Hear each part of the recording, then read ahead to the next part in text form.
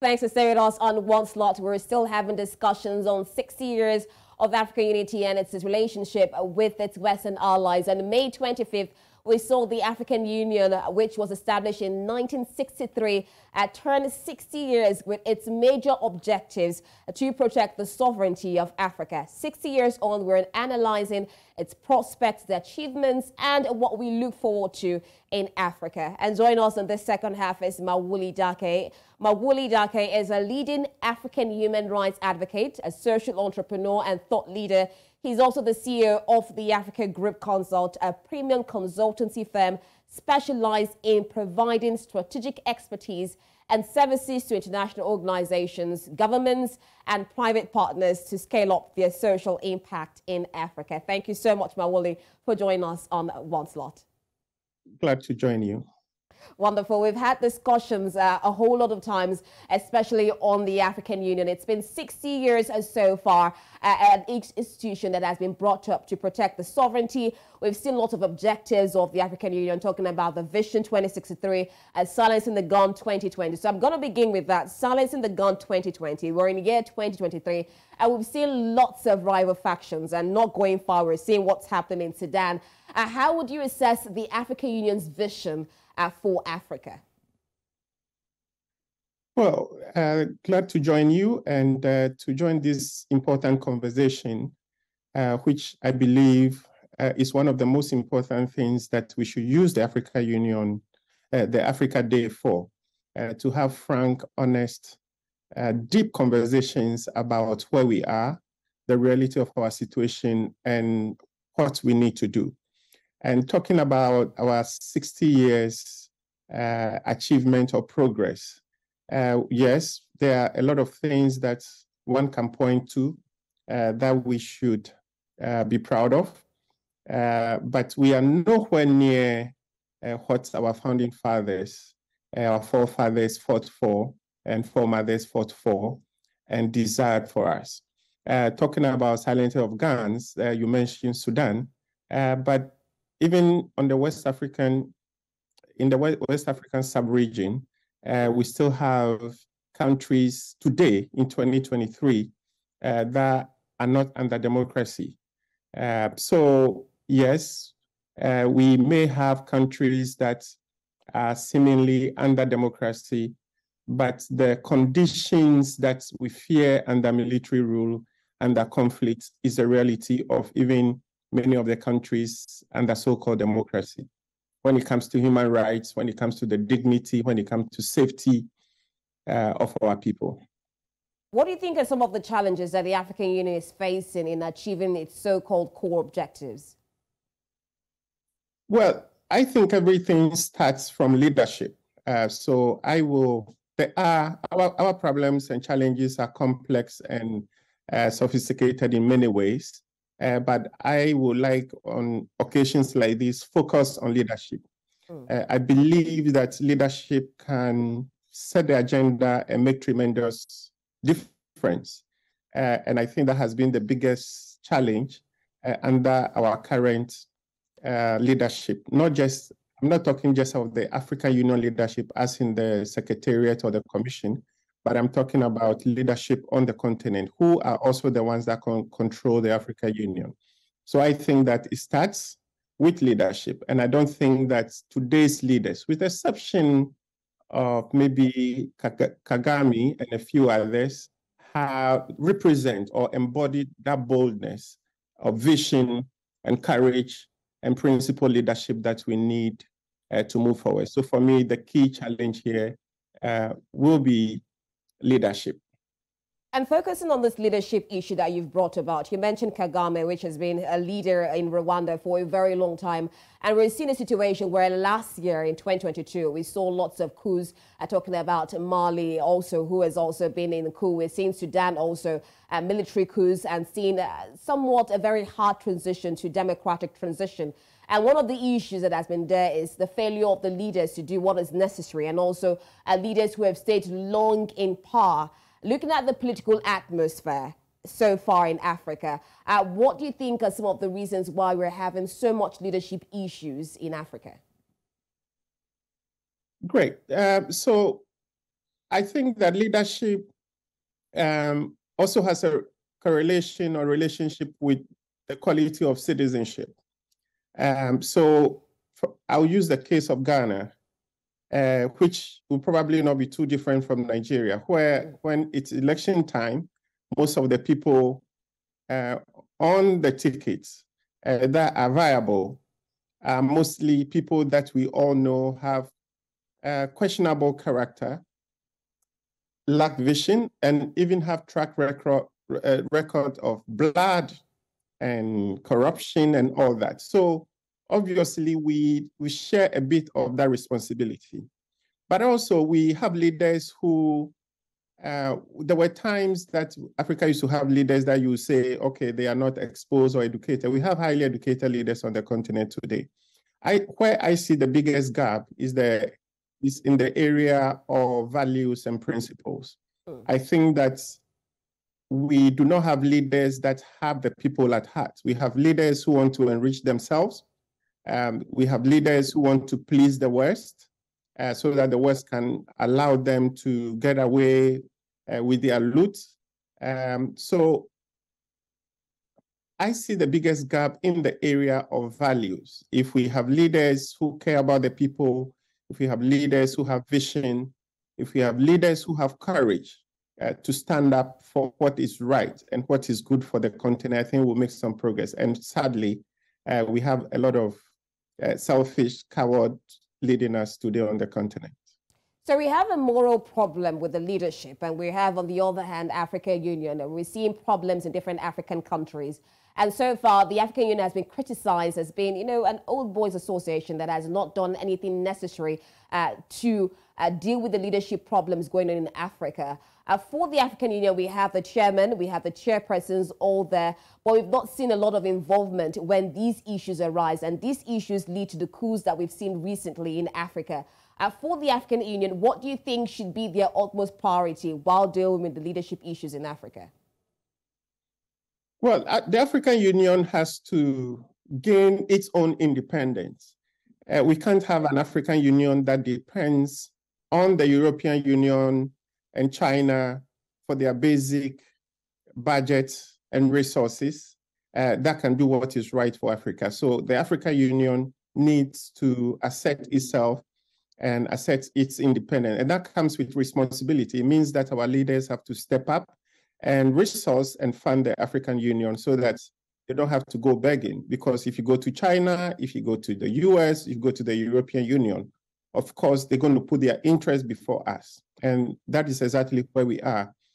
So if you are a leader, either at the African Commission or in an African country, and you want the resources from the West, then you have to please them. That's why you see some of our leaders, for instance, in Ghana, when our president was at the UN General Assembly this year, there was a leaked video where he was in a meeting with the US leaders, and he was pretty much just badmouthing China and Russia in ways that should be beneath a president of an African country. We have seen leaders of Nigeria and US welcome in the US in the past, where they were welcomed as equals to the US president with red carpet and all that, but we don't see that today. They go as beggars. So I think that it has to start with the African Union taking responsibility, with the African countries paying their dues and funding the African Union so that the union can be independent and do things that they need to do, not things that the US or the European Union or China allows them to do. You would agree with me that in this era, we're seeing lots of Western allies trying to seek partnership with Africa. We're seeing Ukraine, we're seeing Moscow, we're seeing Asia, we're seeing lots of countries, even the United States of America, are trying to create a partnership with Africa. How can Africa better position itself at this point?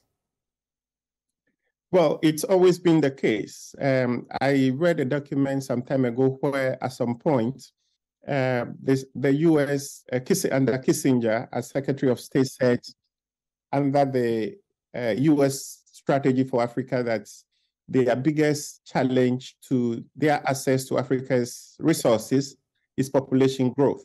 So they should focus on depopulation in Africa. So they've always, China, they have their Africa strategy. European Union, they have the African strategy. Brazil, they have the African strategy. We are the only ones who don't have strategy for each other. So obviously you can't blame them. That's how geopolitics works. People put their interests before other people's interests. So I won't blame US or the European Union for putting their interests before our interests. The responsibility is on us as a people to also determine, to have the independence of thought, to look within and see what is best for us and assert it and fight for it. But as you rightly said, China, Russia, US, they are competing constantly. And the unfortunate part for me is where our leaders play to their demands, trying to please this one or that one instead of standing up for what is right for our people.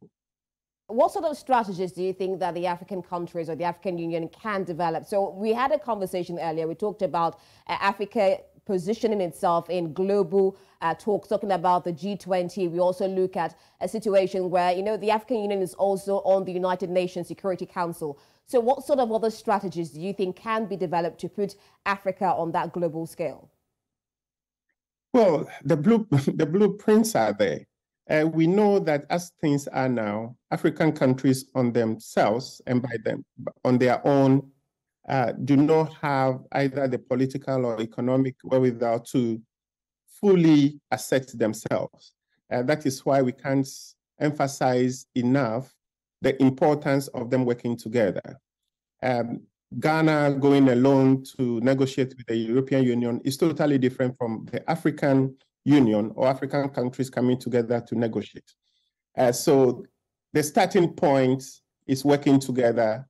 The starting point is uniting Africa in ways that allow us to maximize our economic and political power. We have been talking about African unity. We are talking about Africa Day 60 years on, and we are still divided. You still need visa to travel around. We know more about Europe and America than our next door neighbors. So it starts with African unity, I would say. And looking at this African unity, what are some of the stumbling blocks to it? Because the African Union was made out of the spirit of Pan-Africanism.